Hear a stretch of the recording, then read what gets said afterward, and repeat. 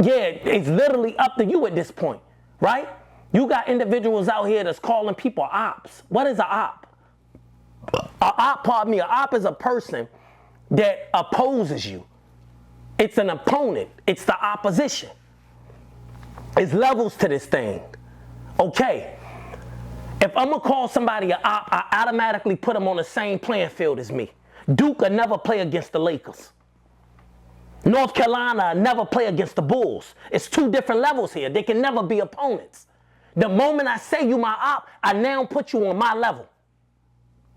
But I ask half of these youngers out here, bro, like, what your op like, what he on? Know what I'm saying? Oh, he a clown, he a goofy, he a this, he a that. Everything you saying is bringing his character down here, but yet you say he's your opponent. If he's your opponent, y'all playing on the same playing field, which means you are what he is. That's a fact. You ain't no goofy, you ain't no clown, you ain't none of that. So how is this your opponent? Pay him no attention and slide. Yeah, he on a level under you, youngin. What you talking about? You gotta pay attention to the things you tell yourself, them conversations you have with yourself. You gotta pay attention. You ain't doing nothing but molding your mind. So if I was to go back when I was 5 and I could talk to somebody that was my age when they 16, or I can go back when I was younger and talk to myself, I would wish that I would mold my mind. The things that I was telling myself, I wish I wasn't telling myself those things, because I was convincing myself that I was something that I ain't have to be. Not that I want it. I was that. However, I didn't have to be that. I convinced myself that I had to be. That's the part right there. Facts. I'm telling myself I'm a gangster. I'm telling myself I'm a shooter. I'm telling myself I'm trained like that. I'm telling myself I'll put anybody on the floor. I'm telling myself I don't care if my mama trip or not. She just gonna accept what's coming, because this how I'm coming. Real talk. Know what I'm saying? So I'm convincing myself of things that I ain't even gotta be convinced of, bro. Not to say I can't do it, but that ain't what it gotta be.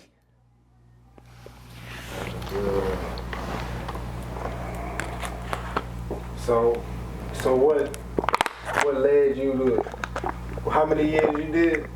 I did 20 years, 6 months, 9 days. How many they gave you, you said? 23 years to do, but they gave me 81, suspended 58. Damn. Then they gave me all the other time good behavior. So how did those things work? Well, the time is done now. I did mine to the door.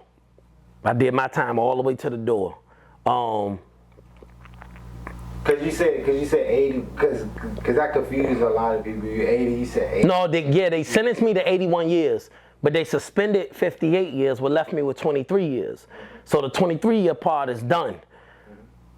The 58 years is over my head as long as I'm on probation. That'll be excluded soon. So how old are you? I'm 38 years old. So you gotta live until you 64? If I don't know. No, my probation is 24-month period. That's almost expired now. Okay. Yeah, once that's done, that the rest of the years is over with. So what is the 53 years about? The 58 years. That's what was over my head. If I was to commit that same crime again, they can give me that much time without even if it's something petty. Long as it's in the same lane, I can do that. But I would. Okay. That's not even an option. That makes sense. Yeah, fact. That's in the state of Virginia. Okay, that makes sense. That's what they do. You know, that makes sense for me and everybody else. Yeah, that's what they do. So at what age did you get this time? 16. Did you go to, so 16, what, you was in 9th grade, 10th grade? Yeah, 9th grade. 9th grade? Yep. I was in the 9th grade. I was already committed. Like, I was already committed to the streets. When they came and locked me up, I had only been home 91 days from another situation. Like, literally. I had just got off of house arrest, and I was out and about. I got off of house arrest December 17th. They came and got me March 12th. So when they came, I didn't have no clue that they knew what I was up to in them 90 days. The whole time, they clocking every move I done made. So I don't even know what I'm up against until I get in the interrogation room and there's a bunch of green sheets, which means felonies. They done charged me with 21 felonies. I'm thinking, all right, 5 years, okay, I ain't tripping. I'm a kid, so I ain't tripping. Then I learned this thing called certified as an adult. Once I got it, and I'm like, what you mean, certified as an adult? I thought I'd go upstate. They like, nah, you go to jail and prison. I'm like, so what you telling me, I'm a grown up? They like, yeah, the state gonna try you as a grown up. Right there, I knew it was real. That's when I knew, okay, there ain't no plan. Ain't no detention centers, ain't none of that. They really trying to get me here. Like, they ain't trying to let me see my mama again. Know what I'm saying? Yeah. Yeah. That's crazy. That's 16. That's 16, bro. It's different because, like, when you a kid and you think you grown, and then something get presented to you that's really of adulthood, it stuns your soul, right? It grabs you because all them things that you didn't convince yourself you are, you really gotta be now. Mm-hmm. Ain't no gun. Like, people could easily say, like, now, oh, ain't no guns, I can fight it up. Bruh, back then, going to the penitentiary in 2003, Sussex One State Prison was my first prison. That's the maximum facility in Virginia. Bruh, it breeds animals. Like, you really gotta get in tune with the jungle when you in there. This ain't a, oh, we gonna fight and your eye bust and it's over with. That ain't how this go. You got individuals real eye knocking you out and then penetrating you. You got individuals literally knocking you out and bruh, doing foul things to you you can't imagine with a broom. Seriously. So when you saying train to go, is what level you talking about, bro? Because we ain't impressed. Mind you, you didn't convince, you really trained to go. Yeah, man, it's that real. They put you in a different jungle. You know, the streets is a jungle. But when you get to prison, it's a whole nother jungle.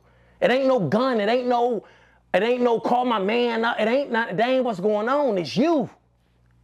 So what was that led you to?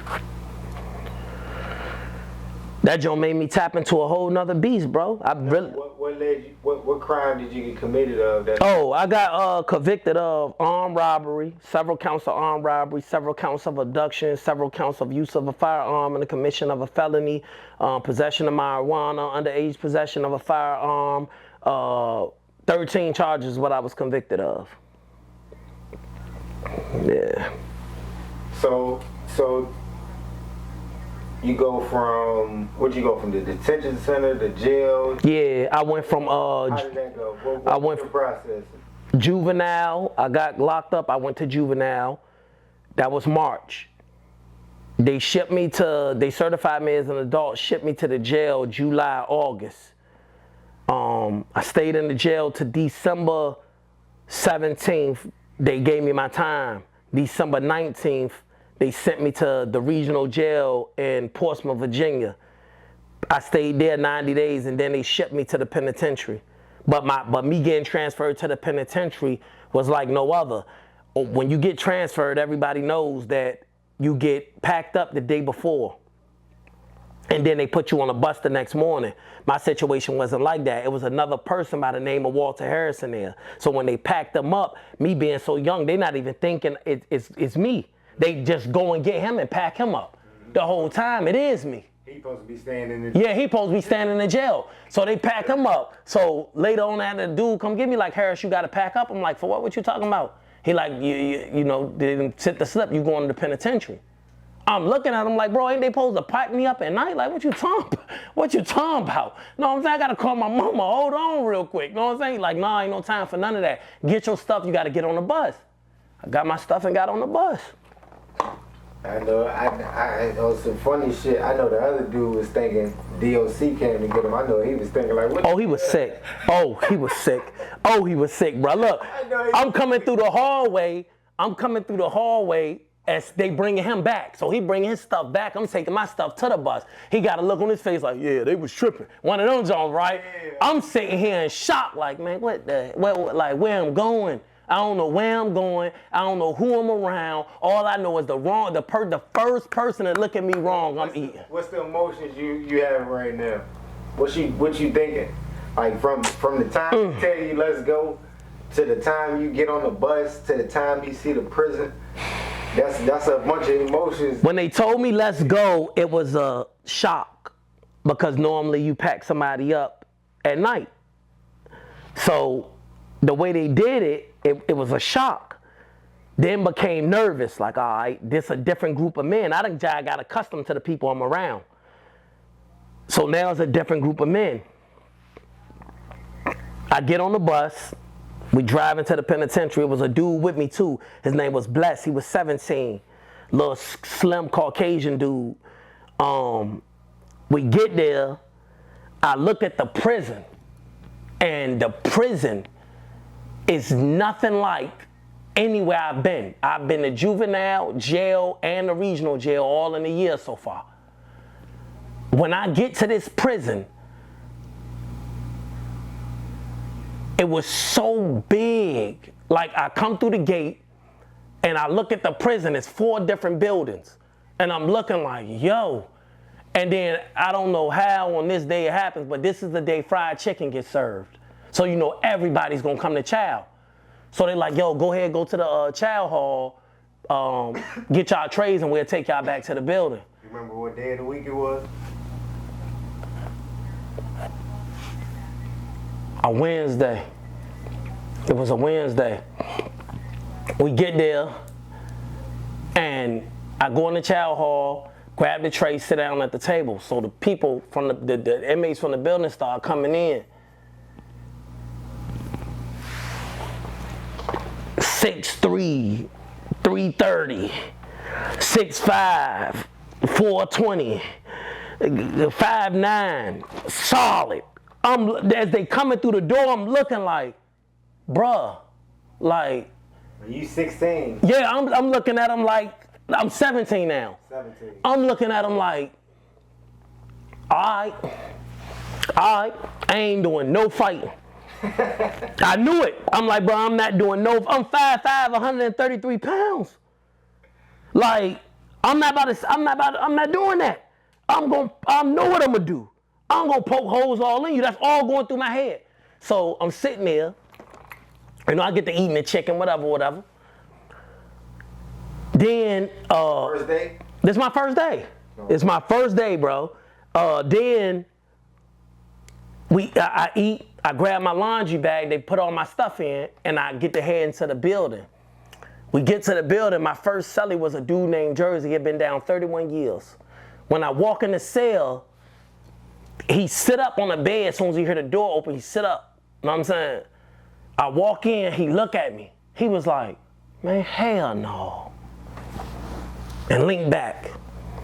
Oh, so y'all was a child eating. Yeah. And he ain't know you was his cellie. Yeah, he don't got a clue who I am. I don't know who he is. Know what I'm saying? Yeah. This your new roommate. But this gonna be my roommate. Oh, all right. So when I go upstairs to the cell, and he in the cell in the corner, like can't nobody look in the cell type of junk. Mm-hmm. So I get up, I go up there. He lift up out the bed. He like, man, hell no. So I'm looking at him like, what's happening, bro? He like, man, how old you is? So I'm like, 17. He put his head down like this and shake his head.